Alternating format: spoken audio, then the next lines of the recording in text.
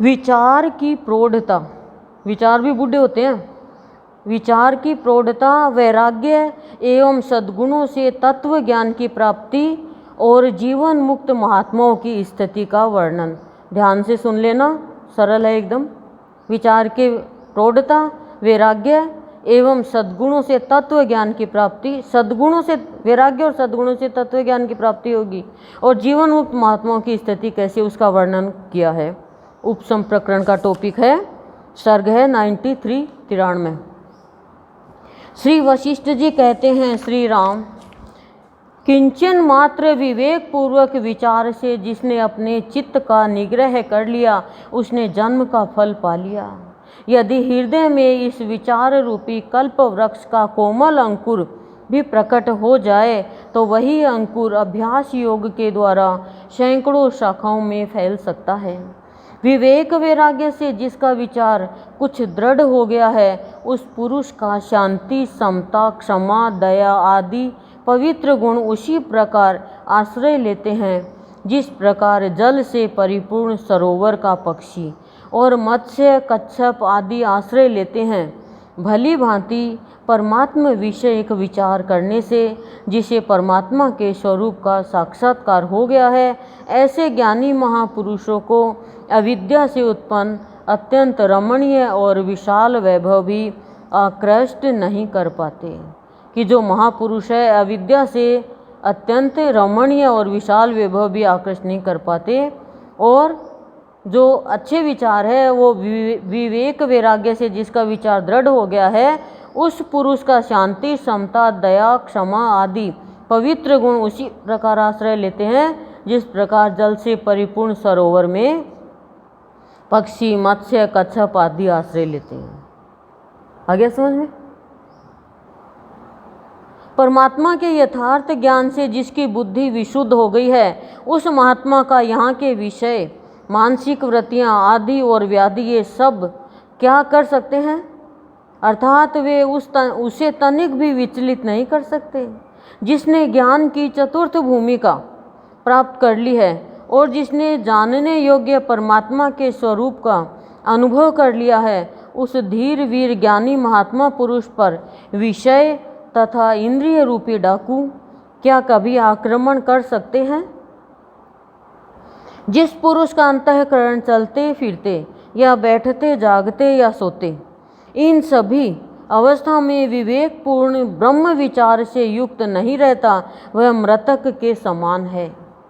अज्ञान रूपी अंधकार का हरण करने वाले परमात्म विषयक विचार से तत्काल ही विशुद्ध परम पद रूप परमात्मा का प्रत्यक्ष अनुभव हो जाता है। ठीक उसी प्रकार जैसे प्रकाशमान दीपक से वस्तु प्रत्यक्ष दिखाई पड़ती है, तथा परमात्मा के यथार्थ ज्ञान से संपूर्ण दुखों का उसी प्रकार अत्यंत अभाव हो जाता है जिस प्रकार सूर्य के उदय से अंधकार का अत्यंत अभाव हो जाता है। क्योंकि जब परमात्मा विषयक यथार्थ ज्ञान पूर्णतया प्राप्त हो जाता है, तब जानने योग्य ब्रह्मा के स्वरूप की प्राप्ति अपने आप ही उसी प्रकार हो जाती है जिस प्रकार सूर्य का उदय हो जाने पर भूमंडल पर विशुद्ध प्रकाश उसी क्षण अपने आप अनायास ही हो जाता है। जिस सत्य शास्त्र के विवेक पूर्वक विचार से सच्चिदानंद परमात्मा के स्वरूप का यथार्थ अनुभव हो जाता है, वही ज्ञान कहा जाता है, और वह ज्ञान ज्ञेय स्वरूप परमात्मा से भिन्न नहीं है, परमात्मा का स्वरूप ही है।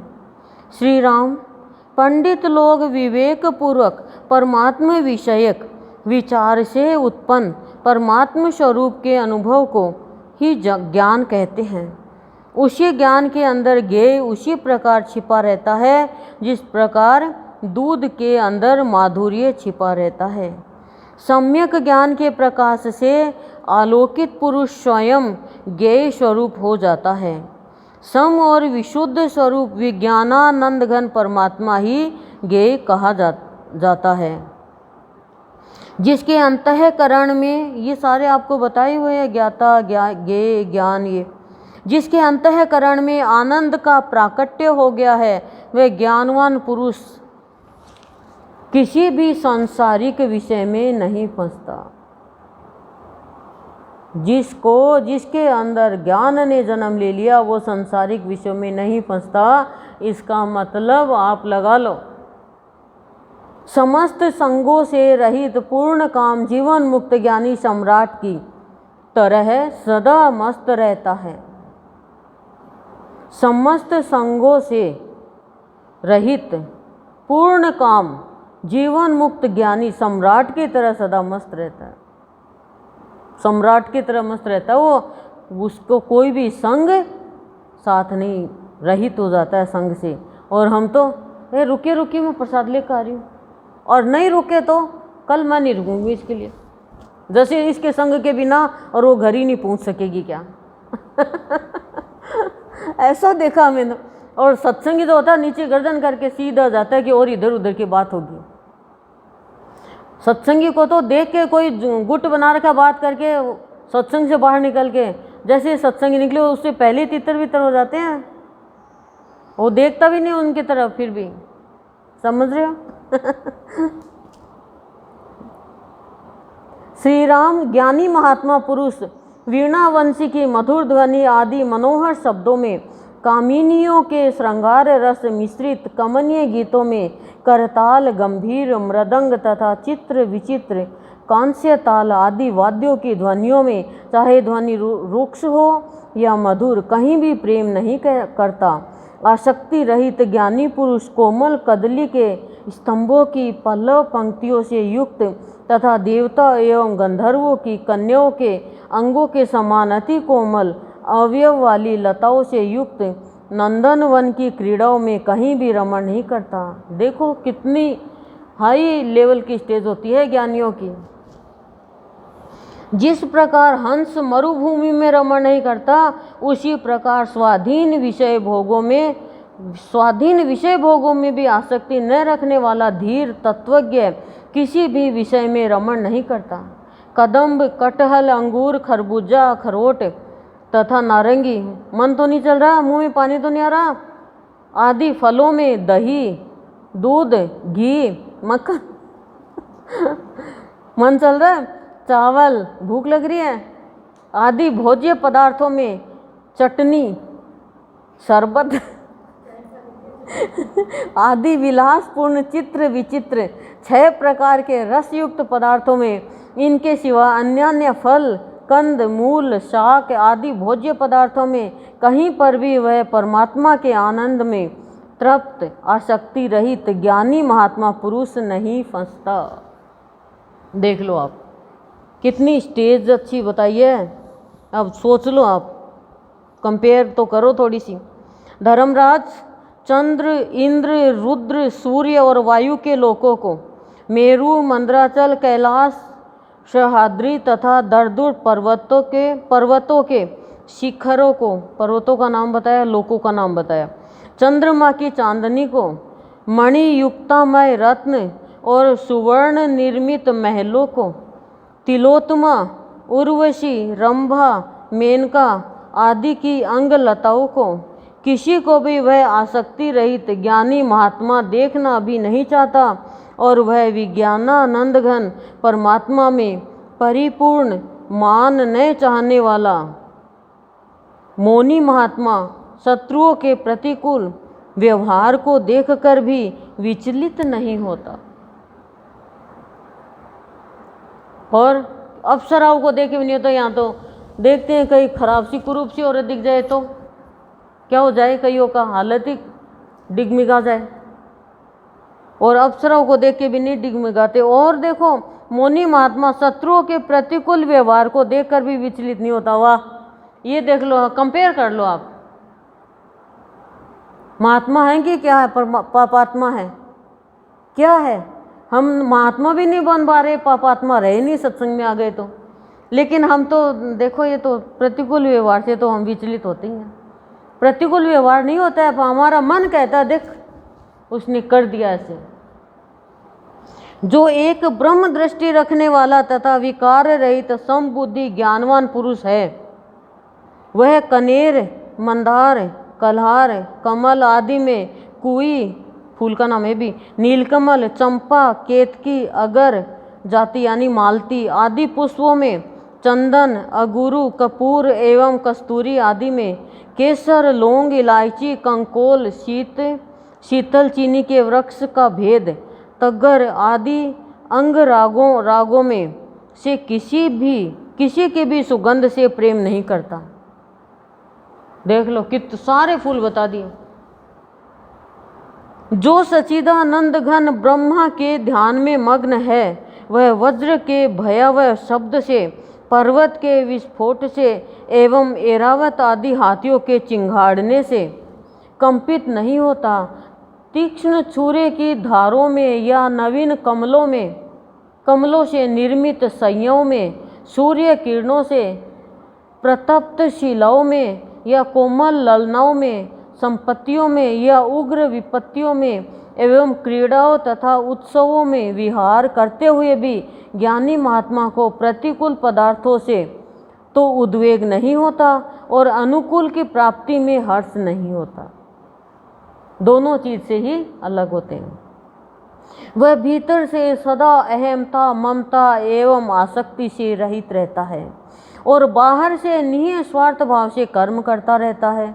जीवन का विनाश करने वाला तथा जीवन का दान देने वाला, इन दोनों पुरुषों को ज्ञानी पुरुष प्रसन्नता एवं मधुरता से शोभित सम दृष्टि से देखता है। जीवन का विनाश करने वाला और जीवन का दान देने वाला, इन दोनों पुरुषों को ज्ञानी पुरुष प्रसन्नता एवं मधुरता से शोभित सम दृष्टि से देखता है। जीवन देने वाला कौन सा भगवान है और संहार करने वाला कौन सा है। ज्ञानवान पुरुष देवता और मनुष्य आदि शरीरों से तथा प्रिय और अप्रिय पदार्थों से न हर्षित होता है और न ग्लानि का अनुभव करता है। यानी अनुकूल में हर्षित नहीं होता, प्रतिकूल में ग्लानि और विषाद के वशीभूत नहीं होता। श्री राम अपने चित्त में आसक्ति का अभाव और परमात्मा के स्वरूप का यथार्थ ज्ञान हो जाने से तत्वज्ञानी पुरुष जगत को मिथ्या समझता है। इसलिए वह किसी भी समय इंद्रियों के द्वारा विषयों में रमण नहीं करता, क्योंकि उसकी बुद्धि समस्त मानस पीड़ाओं से मुक्त हो चुकी रहती है। किंतु जो तत्वज्ञान से शून्य और शांति रहित है, अब उल्टी बता रहे हैं, देखो तत्वज्ञान से तो शून्य और शांति रहित है और परमात्मा को प्राप्त नहीं हुआ है, उस वास्तविक स्थिति से वंचित मनुष्य को इंद्रियां तत्काल उसी तरह निगल जाती है जिस प्रकार हरिण हरे कोमल पत्तों को निगल जाता है। उस मनुष्य को इंद्रिया, खुद की इंद्रिय निगल जाती है। रघुनंदन, जो विवेक पूर्वक विचारशील एवं जिसकी एकमात्र सच्चिदानंद ब्रह्मा के स्वरूप में ही स्थिति है और परमात्मा के स्वरूप में ही जिसको विश्राम प्राप्त हो गया है, उस ज्ञानी महात्मा को संसार के संकल्प विकल्प विचलित नहीं कर सकते। ठीक उसी प्रकार जैसे जल का प्रवाह अचल पहाड़ को विचलित नहीं कर सकता। देखो तो सही, अब हम भी तो सत्संगी हैं, हमें विचलित करते हैं क्या? ना, नहीं करते ना, करते हैं, सबको ही करते हैं। लेकिन जब गुरुदेव ज्ञान करा देंगे तो फिर कोई भी विचलित नहीं करेगा, क्योंकि विचलित करेंगे तो फिर खुश भी होंगे। कोई चीज़ में खुशी आई तो प्रभु तेरी कृपा। लेकिन निरंतर सद्गुरुदेव के प्रवचन, गुरुदेव के अमृतवाणी, गुरुदेव के भजन, असीम जय जयकार, हरिओम का जाप, ये सिंचन होता रहेगा ना, तब हमारी भी स्थिति ऐसी ही हो जाएगी। ये वास्तविक बात बता रही हूँ मैं आपको। समस्त संकल्पों की सीमा के अंत स्वरूप पद में जो महानुभाव विश्राम को प्राप्त हो गए हैं, उन परमात्मा को प्राप्त हुए महात्माओं की दृष्टि में सुवर्णमय सुमेरु पर्वत भी तृण के सदृश है, यानी कुछ भी नहीं है। उन विशाल हृदय महात्माओं की दृष्टि में सारा संसार और एक छोटा सा तृण अमृत और विष, कल्प और क्षण समान है। जिस जड़ दृश्य संसार का आदि और अंत में अस्तित्व नहीं है, उसकी यदि वर्तमान काल में कुछ काल तक सत्ता प्रतीत हो रही है तो वह जीवात्मा का भ्रम ही है। ज्ञानी शरीर, मन, बुद्धि तथा आसक्ति से रहित, इंद्रियों से चाहे कर्म करे या न करे, असंग होने के कारण कर्म से लिप्त नहीं होता। महाबाहु श्री राम जिस प्रकार कोई भी मनोराज्य की संपत्तियों के नष्ट होने या न होने पर उससे उत्पन्न सुख दुखों से लिप्त नहीं होता, उसी प्रकार ज्ञानी महात्मा पुरुष आसक्ति रहित मन से कर्म करता हुआ भी उससे उत्पन्न सुख दुख रूप फल से लिप्त नहीं होता तथा आसक्ति रहित मन वाला महात्मा पुरुष चक्षु से विषयों को देखता हुआ भी उसका चित्त अन्यत्र परमात्मा में स्थित होने के कारण कुछ नहीं देखता। जिसका चित्त दूसरी ओर दूसरी जगह तत्परता से लगा रहता है वह विषयों को नहीं देखता। ज्ञानियों की ये दृष्टि होती है, उनकी आंखों के सामने से यदि कोई सुंदर लड़की भी चली जाए, कोई भी चीज़ चल जाए तो उनका ध्यान ही नहीं जाता, उनको दिखती नहीं है वो चीज़ें। और हमारे गुरुदेव भी दृष्टि के आगे ऐसा फेर कर देते हैं कि कोई भी ऐसी वैसी चीज़ दिखाई नहीं देती है, सिर्फ दिखता है तो सार युक्त चीज़ें बातें। यह बात बालक भी जानता है, इसलिए आसक्ति रहित मन वाला ज्ञानी महात्मा पुरुष सुनता हुआ भी नहीं सुनता, स्पर्श करता हुआ भी स्पर्श नहीं करता, सूंघता हुआ भी नहीं सूंघता, नेत्रों को खोलता और बंद करता हुआ भी न उन्हें खोलता और न बंद करता है। श्री राम, अब ये स्थिति कब होगी? जब हमें आत्मज्ञान होगा तब। श्री राम, आसक्ति ही संसार का कारण है, आसक्ति ही समस्त पदार्थों का हेतु है, आसक्ति ही वासनाओं की जड़ है और आसक्ति ही समस्त विपत्तियों का मूल है। अतः आसक्ति के त्याग को ही मोक्ष समझा गया है और आसक्ति के त्याग से ही मनुष्य जन्म मरण से छूट जाता है और सत्संग के द्वारा आसक्ति दूर होती है, यानी मोह है, लगाव संसारी चीज़ों से। श्री रामचंद्र जी ने पूछा, अखिल संशय रूपी कुहरे का नाश करने वाले शरद काल के वायु रूप महामुने संग यानी आसक्ति किसे कहते हैं प्रभु, यह मुझसे कहिए। अब राम जी ने वशिष्ठ जी से पूछा है कि आसक्ति यानी संग किसे कहते हैं वो मुझे बताइए। अब वशिष्ठ जी क्या कहते हैं आसक्ति के विषय में, सुनना। श्री वशिष्ठ जी ने कहा, श्री राम, अनुकूल और प्रतिकूल पदार्थों की उत्पत्ति और विनाश में जो हर्ष और विषाद रूप विकार उत्पन्न करने वाली मलिन वासना है वही आसक्ति है। वासना बताया है, मतलब अनुकूल प्रतिकूल में उत्पत्ति और विनाश में दुख सुख होना, ऐसा ज्ञानी जन कहते हैं। जीवन मुक्त स्वरूप वाले तत्ववेताओं के पुनर्जन्म का नाश करने वाली हर्ष एवं विषाद दोनों से रहित शुद्ध वासना आसक्ति रहित चित्तवृत्ति होती है। वह भुने हुए बीज के समान आसक्ति रहित बता दिया और आसक्ति वाले को बता दिया। वह भुने हुए बीज के समान आकृति मात्र है। उस शुद्ध वासना का दूसरा नाम असंग यानी आसक्ति का अभाव जानो। वह तब तक रहती है जब तक प्रारब्ध भोगों का संस्कार रूप देह रहता है। जब तक प्रारब्ध भोग खत्म नहीं हो जाएंगे तब तक संस्कार रहेंगे देह में, तब तक वो आसक्ति रहेगी। उस शुद्ध वासना से जो कुछ किया जाता है वह पुनः संसार में जन्म मरण रूप बंधन का कारण नहीं होता।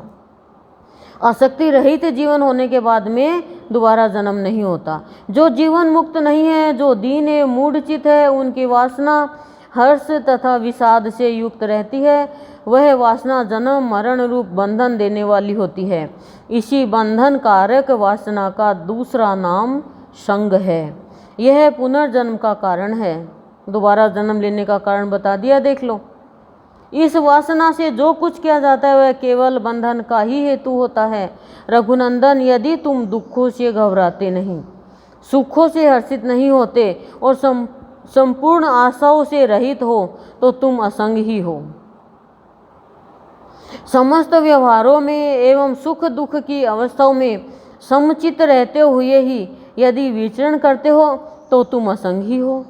संसारिक पदार्थों को तुम अपनी आत्मा ही समझते हो और जिस समय न्याय युक्त जैसा व्यवहार प्राप्त होता है उसी के अनुसार शास्त्रानुकूल आचरण करते हो तो तुम असंग ही हो, यानी संग से खत्म, आसक्ति से दूर। जीवन मुक्तों के ज्ञान से संपन्न, इंद्रियों को वश में रखने वाला, परमात्मा के स्वरूप का मनन करने वाला श्रेष्ठ मुनि मान मद मात्सर्य और चिंता ज्वर से रहित होकर स्थित रहता है। जीवन मुक्तों के ज्ञान से संपन्न जो इंद्रियों को वश में रखने वाला है, वो परमात्मा के स्वरूप का मनन करने वाला वो श्रेष्ठ मुनि है।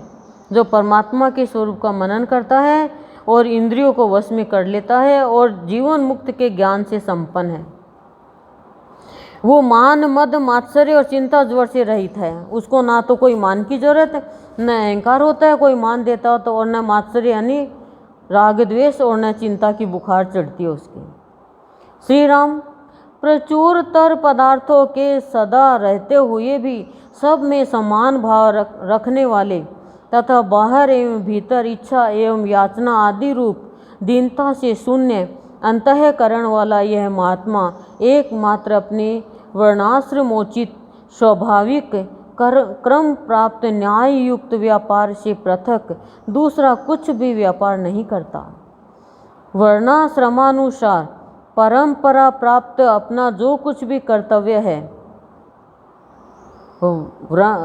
मतलब वर्ण के अनुसार जो श्रम करता है और परंपरा को प्राप्त करके अपना जो कुछ भी कर्तव्य निभाता है, उसका वह ज्ञानी संसर्ग संबंध अर्थात आसक्ति अहमता ममता से रहित बुद्धि से खेद शून्य हो अनुष्ठान करता हुआ परमात्म स्वरूप अपने आत्मा में रमण करता है।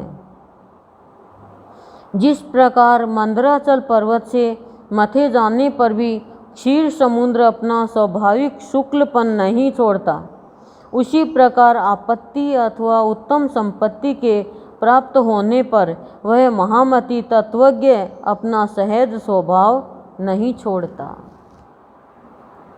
कितना भी मिल जाए, जिसको वास्तविक ज्ञान हो गया वो अपना सहज स्वभाव नहीं छोड़ेगा। हमें जो कुछ थोड़ा सा भी कुछ मिल जाता है, ज़्यादा नहीं थोड़ा सा, तो हम बहुत अभिमान करने लग जाते हैं, अहंकार करते हैं। क्यों? क्योंकि अभी हमें यथार्थ ज्ञान नहीं हुआ है, अभी हमारे अंदर श्रेष्ठ तत्व का ज्ञान नहीं हुआ है। उपशम प्रकरण का 93 टॉपिक और उपशम प्रकरण भी संपूर्ण हो गया। ओम शांति शांति।